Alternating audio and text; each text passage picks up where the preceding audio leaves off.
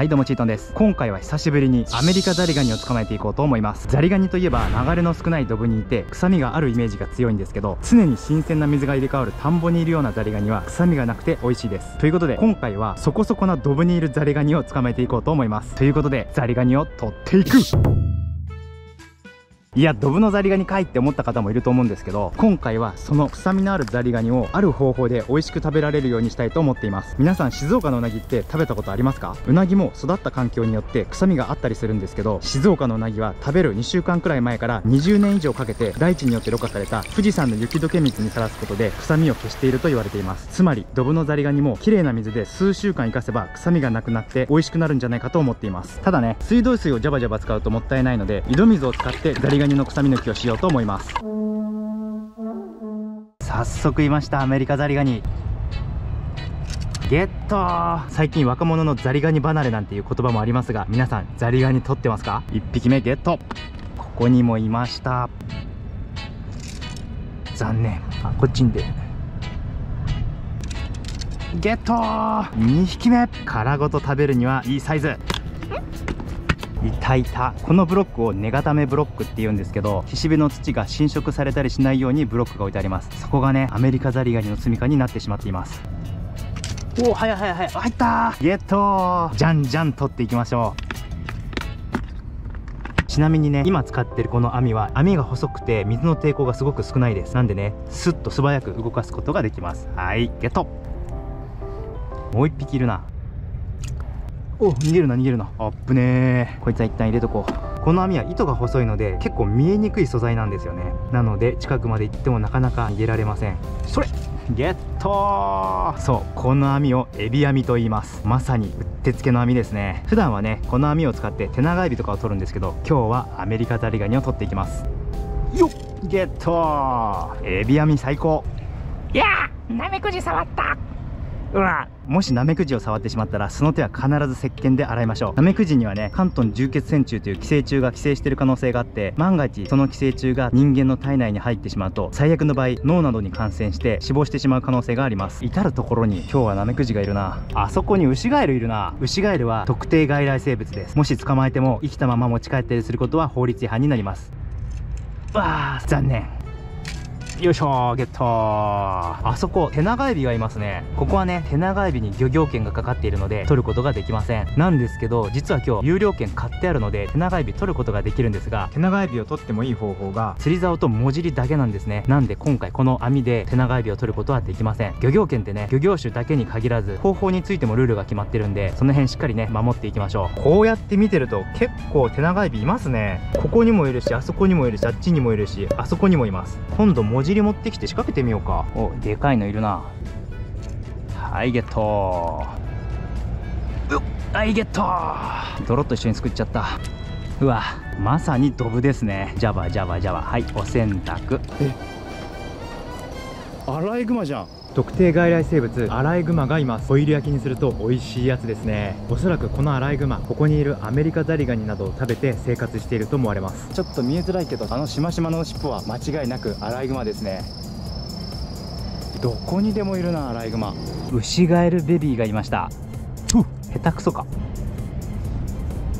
よいしょー、ゲットー。結構溜まってきましたね。そろそろこれでおしまいにしようと思います。今この動画を見てる方の中にアメリカザリガニって持って帰っていいのっていう疑問を持った方もいると思うんですけど、アメリカザリガニは条件付き特定外来生物といって生きたまま持ち帰ったり飼育すること自体には問題はありません。ただね、飼育している個体を逃がしたり販売したり、販売を目的に飼育することなどは禁止されています。ということで、食べるために持ち帰ることは認められているので、絶対逃がさないように注意をして持ち帰りたいと思います。ということで早速持ち帰ってね、井戸水にさらしたいと思います。帰宅。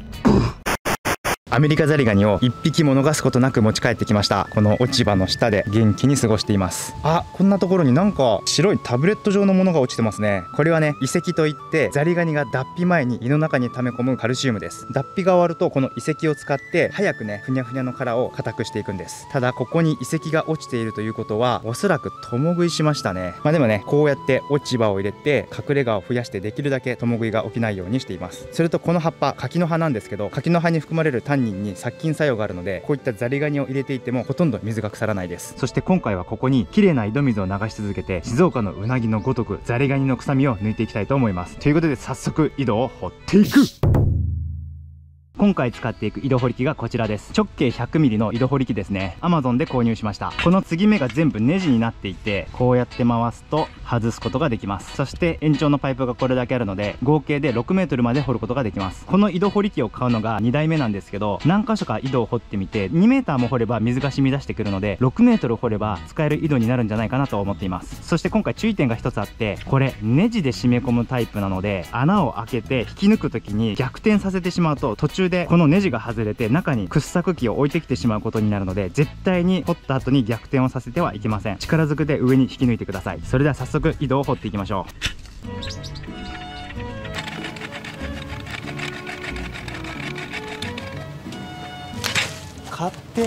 めちゃくちゃここ硬いんですよね。一番上が本当に硬い粘土層で、見ての通り水を全く通さないし、スコップで掘ると衝撃で手が痛いレベルです。なんで一番最初結構頑張らないといけないです。頑張っていきたいと思います。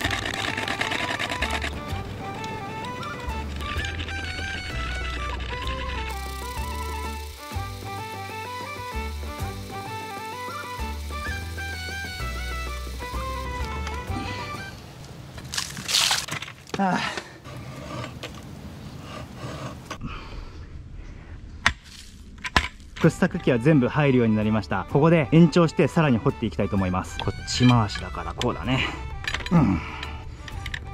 はい、外れました。延長パイプをつけていくんですけど、次ねまた外す時に噛んだりするといけないんで、汚れはね取り除いておきましょう。延長パイプをねじ入れて、よいしょ、取っ手の部分もつけていきます。掘っていく時に自動的に閉まっていくので手締めで大丈夫です。さあ引き続き掘っていきましょう。うりゃ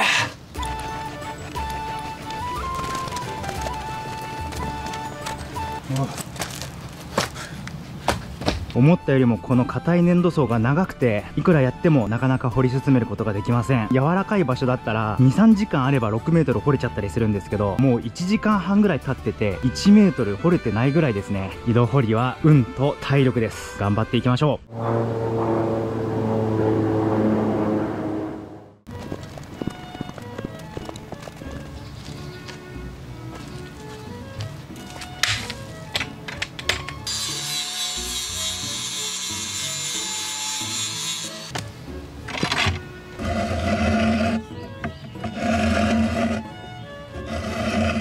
先端を鋭利にしたことによって削れるスピードが少しだけ上がりました。この音、よいしょ。こんな感じでちょっと土の色が変わってきました。この辺には関東ローム層があるんですけど、特にこの土は富士山の火山灰由来の土で、黒木土といって有機物も多く含んでいるため黒い色をしています。有機物をたくさん含んでいるのと、粘土状じゃないので農業に使う土としての物理特性は結構いいんですけど、アルフェンと言われるアルミニウム珪酸塩が入っていて、土壌中に含まれるリンを固定してしまって、植物がそのリンを吸えなくなってしまってるんですね。なんでね、実は農業には使いにくい土なんです。それとね、ちょっと水含んできましたね。ようやく水が染み出してくる層に届いたかもしれません。やる気が出てきました。もう1本パイプを追加します。引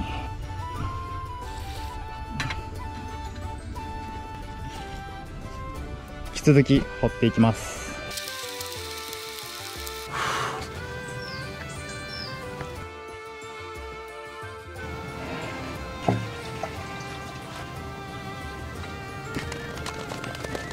今日はここまで。また明日。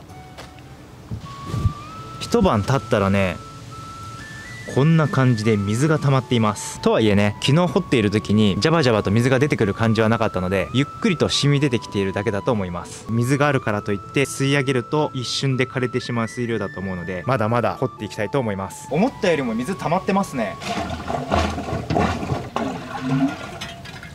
うわ、びっしょびしょ。穴の底から 1m50cm は水が溜まってます。ここからさらに 4m は掘るので、かなり期待ができますね。頑張っていきます。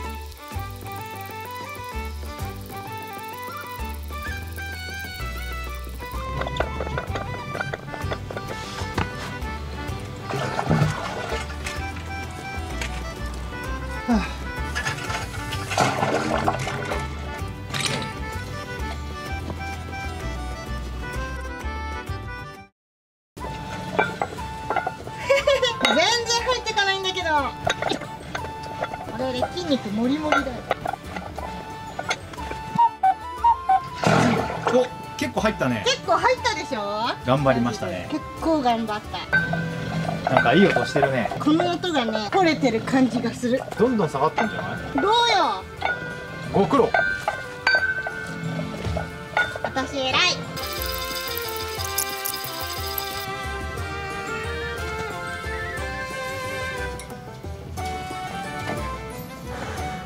よいしょよいしょ。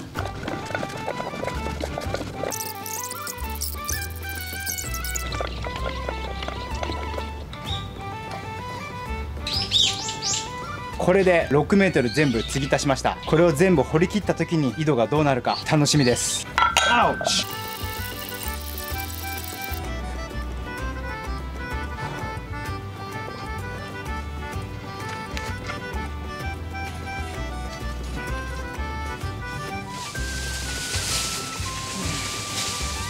6メートル掘り終わりました。中にだいたい4メートルから5メーターくらいの水たまりができるようになりました。ただ染み出し量がそんなにないので一気に吸い上げると空っぽになってしまいます。購入した井戸掘り機は6メートルなんですけど、これ2台目なんで1台目の延長パイプを使ってもうちょっと掘ってみます。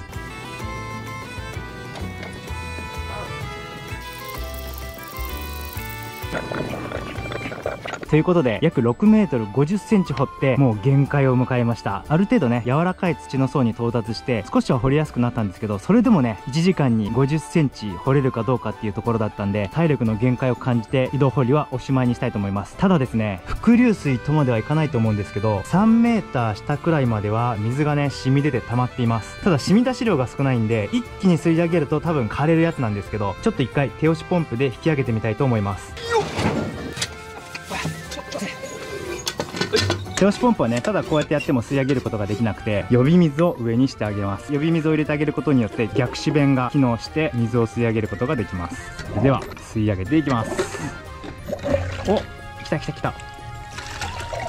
はい、こんな感じで出てきましたね。これが今6メートル50センチ程度掘った時に出てきている井戸水です。この水ね2メートル掘ったぐらいから少しずつ出てました。ただねあんまり量が多くないんで、一気にこうやって吸い上げているとおそらくね枯れるはずです。地上から3メートルのところに水があって、一番下からね3メートル50センチぐらい水が溜まってるんで、結構な量水が溜まってると思います。それにしてもグレーですね。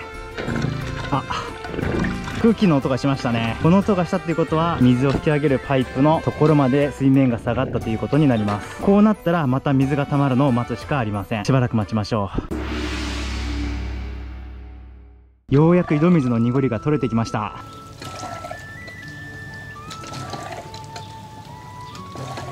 まだ若干濁ってはいるんですけど、及第点ということで早速ねザリガニの水槽に入れていきたいと思います。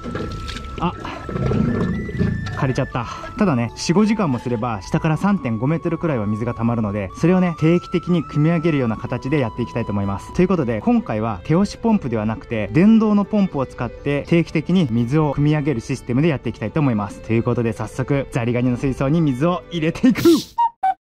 それでは早速ポンプをセッティングしていきましょう。このポンプは井戸ポンプじゃなくて 12V で動くただの水中ポンプです。これを使って今回やっていきます。これをね井戸の途中で浮くように棒で固定してます。そして今回いろいろね小細工してあります。この井戸水はこの硬い粘土層の下の層から少しずつ水が染み出していて、それがね時間が経つにつれて少しずつ溜まってきています。なので一気に汲み上げると井戸が枯れてしまうので、このタイマーによって4時間に1回1分だけ汲み上げるというプログラムになっています。なんで1日に6回この井戸水をアメリカザリガニの水槽に入れるようになっています。ここは水がない畑なんですけど、6メートルの小さな井戸が掘ってあります。ここもね一気に吸い上げると枯れちゃう井戸なんですけど、1時間に1回1分だけ水を汲み上げることができます。ビニールハウスの中につながっていて、このタンクに水を溜めてくれています。いつでも水が使えるようになっています。このコックを開ければ水が出るし、このスイッチを入れればねこうやってシャワーで散水することもできます。電源はソーラーパネルを利用してて、このバッテリーに充電しています。なんでね電気も水道もないビニールハウスの中でこうやって野菜を育てたりメダカを育てることができています。かわいいですね。水がいっぱい出ない井戸水でもこんな風に活用できるんで結構便利なやり方です。それでは話を戻して、このホースググググーっといってこんな形でねアメリカザリガニの水槽に入るようになっています。それでは一旦電源を入れてみましょう。はい、出てきました。こんな形でたった 6.5 メートルの井戸から井戸水をアメリカザリガニの水槽に入れることができています。ずっとこれ入れてると溢れちゃうんで、こんな感じで全周にオーバーフローの穴を開けています。1日にこの水量を4時間おきに1分間ザリガニの水槽に入れることで、綺麗な地下水でアメリカザリガニの臭みを抜くことができます。止まりました。1分経つとこんな感じで自動的に止まります。これをずっと4時間おきに繰り返してくれます。ザリガニたち美味しくなれよ。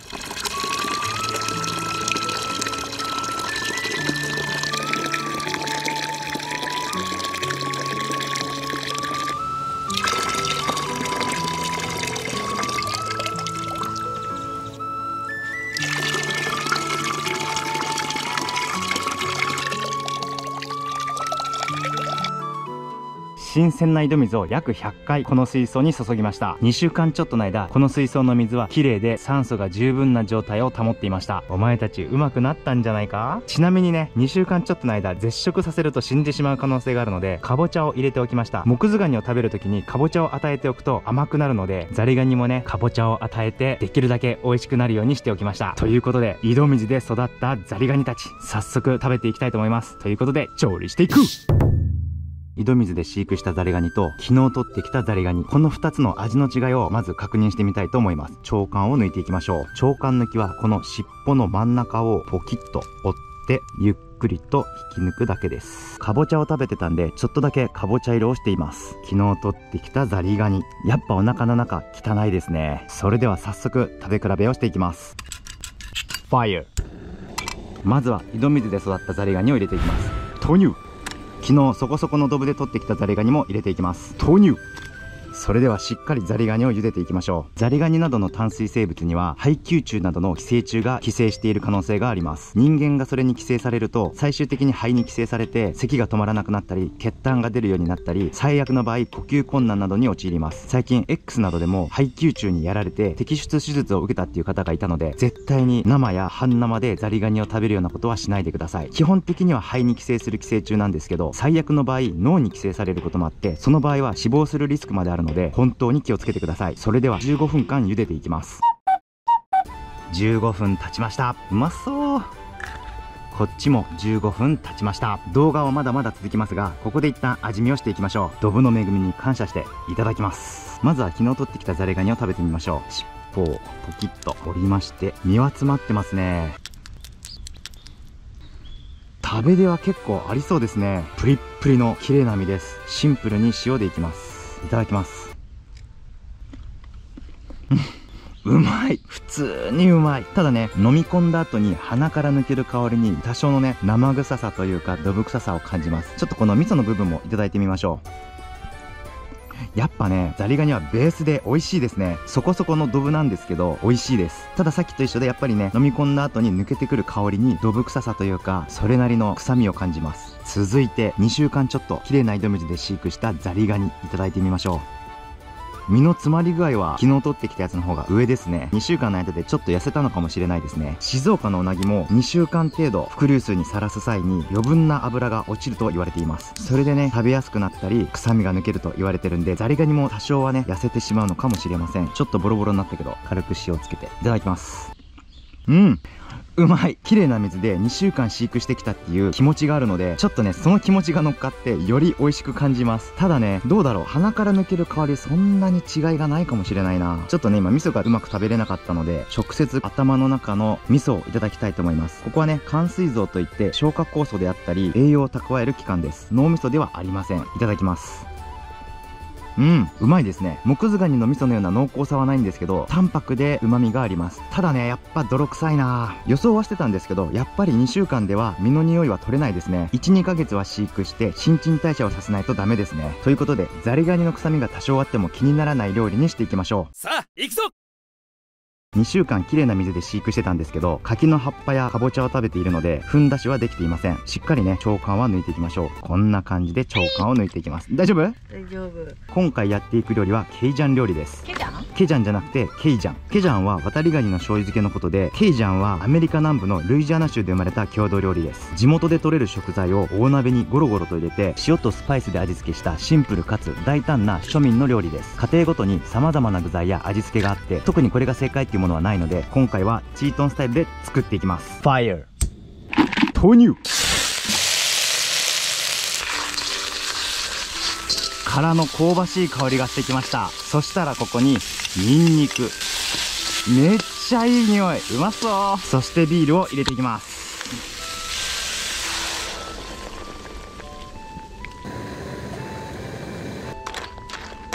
多少アクが出るんで取っておきましょう。ビールが煮立ってきました。そしたらね、ザリガニがしっかり浸かる量ではないので蓋をして蒸し焼きにしていきます。寄生虫リスクを避けるために15分しっかり蒸していきます。まだ途中ですがクローブを入れておきます。15分経ちました。うわ、めちゃくちゃいい匂い。ガーリックとクローブとあとヨナヨナエールしか入ってないんですけど、もうすでに複雑ないい香りがしています。そしたらここに今回は様々なスパイスを入れていきます。まずはシナモン。このスパイスの組み合わせめちゃくちゃありです。ウーシャンフェン、辛みと香りですね。レッドペッパー。ケイジャン料理はね辛みの強いものが多いです。そしてパプリカ、香りが独特で深みが増します。ホワジャオ、ピリッとしたしびれるような辛みと香りですね。そしてクミン、カレーのようないい香りです。そしてマキシモ、もう言うことないですね。説明はいらないと思います。ブラックペッパー、味を整えるために岩塩を入れていきます。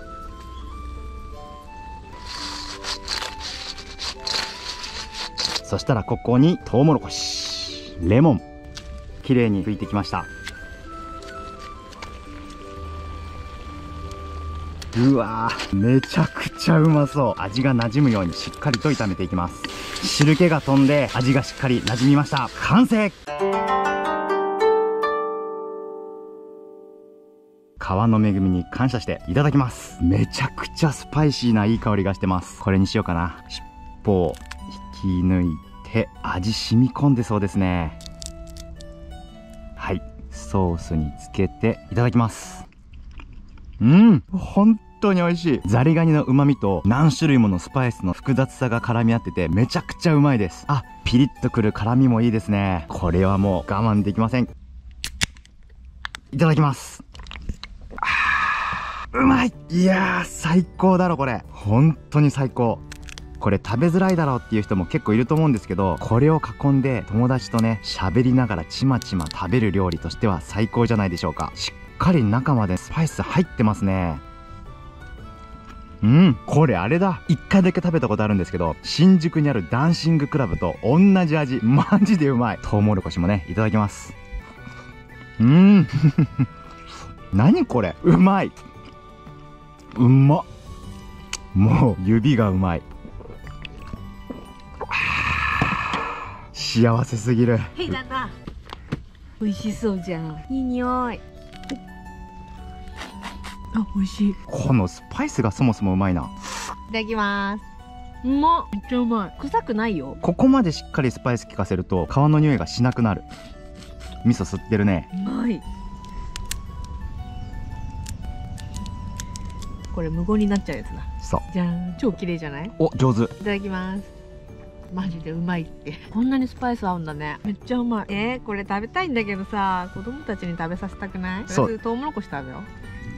超美味しい。ザリガニの旨味とスパイスがねトウモロコシにすんごい染み込んでんの。めちゃくちゃうまい。この芯さえもったいないと感じるほど旨味が入ってます。あー幸せ。美味しいね。本当に美味しい。指も美味しい。確かに今回ねここにたどり着くまで結構長い時間かかったんですけど、めちゃくちゃ美味しいザリガニ料理ができました。今回の動画が面白かったという方はぜひ高評価ボタンを押して下の共有ボタンから友達に拡散してください。これからもどんどん面白い動画を作っていくのでチャンネル登録をしてお待ちください。バイバイ。